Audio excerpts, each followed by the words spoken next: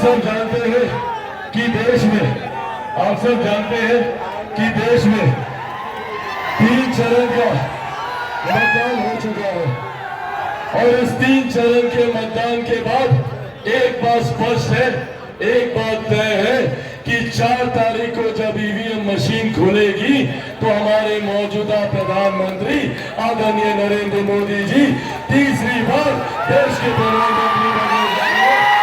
कोई संदेह नहीं। जब प्रधानमंत्री जी तीसरी बार देश के प्रधानमंत्री बने तो ऐसे में आपके प्रतिनिधि, आपके सांसद एक ऐसे व्यक्ति होने चाहिए जो प्रधानमंत्री जी के बगल में बैठकर आप लोगों की समस्या का समाधान करने का काम करे, आप लोगों के विकास के लिए काम करने का काम करे। साथियों, आज यहाँ पर चंद्रेश्वर प्रसाद चंद्रवंशी जी के लिए हम सब आज उनके लिए आग्रह करने आप लोगों के समक्ष आए, क्योंकि आज जब आप लोग चंद्रेश्वर प्रसाद चंद्रवंशी जी को जब आप लोग जिताने का काम करेंगे तो ये जीत सिर्फ चंद्रेश्वर जी की नहीं होगी, ये जीत हमारे प्रधानमंत्री आदरणीय नरेंद्र मोदी जी की होगी, उनको प्रधानमंत्री बनाने की होगी। और साथियों, हमारे प्रधानमंत्री जी का तीसरी बार देश का प्रधानमंत्री बनना जरूरी है। आज से 1 दशक पहले हम में से कोई नहीं जानता था कि भारत की अर्थव्यवस्था कौन से पायदान पर है। पहली बार देश में कोई ऐसे प्रधानमंत्री आए जिन्होंने भारत की अर्थव्यवस्था को दुनिया की 5वीं सबसे बड़ी अर्थव्यवस्था बनाने का काम किया। जब अर्थव्यवस्था मजबूत होती है तो हर राज्य का राजस्व बढ़ता है। जब राज्य का राजस्व बढ़ता है तो हम लोग के क्षेत्र का आर्थिक विकास होता है। हर गरीब व्यक्ति के हाथ में ज्यादा कमाई आती है, प्रति व्यक्ति आय में इजाफा होता है और इसी का परिणाम है क्या देश में 25 करोड़ से ज्यादा लोग गरीबी रेखा से बाहर निकलकर मुख्य धारा के साथ जुड़ने का काम किए हैं। ये देश हमारे प्रधानमंत्री आदरणीय नरेंद्र मोदी जी की है। जहाँ पहली बार देश में एक प्रधानमंत्री ने महिलाओं के सम्मान की चिंता कर उनके लिए शौचालय बना, उनके लिए उज्ज्वला योजना देने का काम किया। पहली बार देश में एक प्रधानमंत्री ने सुनिश्चित किया कि कोई भी व्यक्ति आर्थिक अभाव में इलाज से वंचित न रह जाए। उन्होंने हर गरीब व्यक्ति के 5-5 लाख रुपए का मुफ्त इलाज कराकर आयुष्मान योजना के धरातल पर लाया। साथियों, जहाँ एक तरफ हमारे प्रधानमंत्री ने गरीब कल्याण के लिए हर संभव योजना बनाई, आज हम लोग को गर्व होता है कि देश की नहीं दुनिया की सबसे बड़ी गरीब कल्याण की योजना जिसका श्रेय मैं मेरे नेता, मेरे पिता आदरणीय रामविलास पासवान जी को भी दूंगा।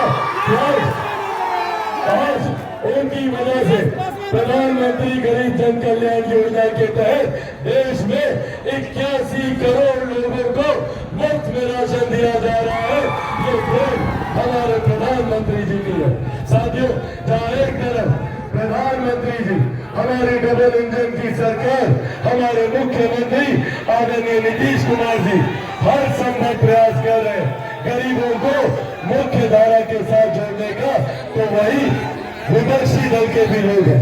विपक्षी दल के तमाम नेता आप लोगों के बीच आएंगे, आप लोगों से बड़ी बड़ी बातें करेंगे, पर हकीकत है कि ये लोग आप लोगों से आपकी संपत्ति, आपकी अर्जित की हुई जमीन, आपकी जायदाद छीनने का ये लोग नीति तैयार कर रहे हैं। याद रखिएगा, ये वही लोग हैं जो लाठी में तेल पिलाकर अत्याचार करने का काम कर रहे हैं।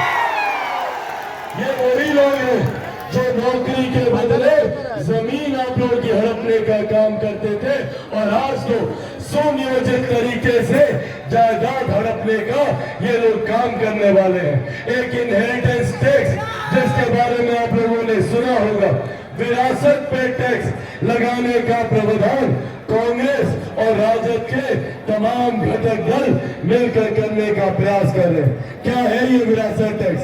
आप लोगों की जितनी जमीन है, जो भी जायदाद है, जो भी गरीब किसान की छोटी जमीन हो, गरीब मजदूर की संपत्ति हो, या चाची आप लोगों का गहना जेवर जो भी है, अगर ये कांग्रेस की सरकार, राजद की सरकार, इनके गठबंधन के दल अगर सत्ता में आते हैं तो उस पर 55% उस पर टैक्स लगाने का ये लोग काम करने जा रहे हैं। जो भी आप लोग की संपत्ति होगी उसका 55% हिस्सा ये लोग अपने खजाने में कैसे जोड़े, उसकी विधिवत व्यवस्था ये लोग तैयार करने जा रहे हैं। इसीलिए साथियों, आज ये आग्रह करने आप लोगों के बीच आए कि एक ऐसे नेता है जो गरीबों को मुख्य धारा के साथ जोड़ने का काम करते हैं। दूसरी तरफ ये लोग हैं जो आपकी संपत्ति लूटने की तैयारी कर रहे हैं, और ये बात छुपी रहे तो ये लोग झूठ बोलने का भी काम करते हैं। राहुल गांधी हो, प्रदेश के राजद के नेता हो, ये लोग झूठ फैलाने का काम करते हैं। कभी बोलेंगे संविधान खत्म हो जाएगा, कभी बोलेंगे आरक्षण समाप्त हो जाएगा, कभी बोलेंगे लोकतंत्र की हत्या कर दी जाएगी। ये लोग लोकतंत्र की चिंता करेंगे जिन लोगों ने सन 75 में आपातकाल लगाकर सही मायनों में लोकतंत्र की हत्या करने का काम किया। आज ये लोग लोकतंत्र के संरक्षक बन रहे। साथियों, आज आप लोगों के सामने मैं मेरे नेता, मेरे पिता आदरणीय रामविलास पासवान जी के संघर्षों की कसम खाकर आप लोगों से ये वादा करके जाता हूं कि जब तक चिराग पासवान जिंदा है,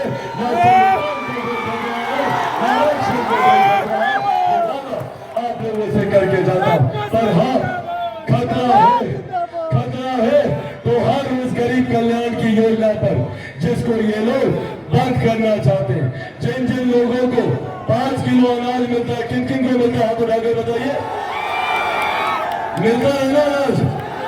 अगर ये लोग जीत कर आए तो ये अनाज मिलना बंद हो जाएगा। चाची याद रखिएगा, घर पर जो 5-5 किलो सबको मिलता है ना, सब मिलना बंद होगा।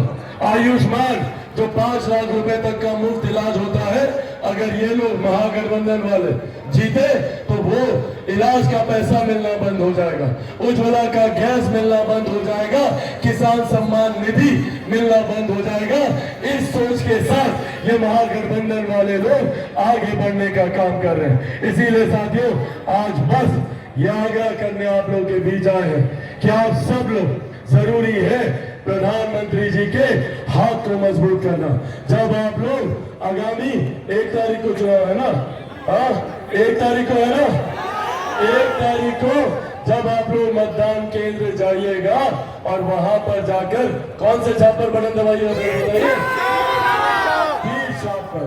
जब तीर छाप पर बटन दबाइएगा तो वो बटन हमारे प्रधानमंत्री आदरणीय नरेंद्र मोदी जी को तीसरी बार देश का प्रधानमंत्री बनाएगा। एक ऐसे प्रधानमंत्री जिन्होंने तमाम विवादित मुद्दों को हल करने का काम किया, धारा 370 को हटाकर देश को एक अखंड भारत बनाने का काम किया। उन्होंने भगवान श्री राम को, ऐसे ही भगवान श्री राम 500 साल से टेंट में बैठे हुए थे। सोचिए, पहली बार देश में कोई ऐसे प्रधानमंत्री आए जिन्होंने अयोध्या में भव्य राम मंदिर का निर्माण करके भगवान श्री राम को उस मंदिर में विराजमान करने का काम किया। ये सोच हमारे प्रधानमंत्री जी की। देश की आधी आबादी को भारत की संसद में उचित प्रतिनिधित्व देकर नारी शक्ति अधिनियम को लागू करने का काम किया। तो आपका ये बटन जहां प्रधानमंत्री जी को प्रधानमंत्री बनाएगा, तो वही हमारे मुख्यमंत्री आदरणीय नीतीश कुमार जी को मजबूती देने का काम करेगा।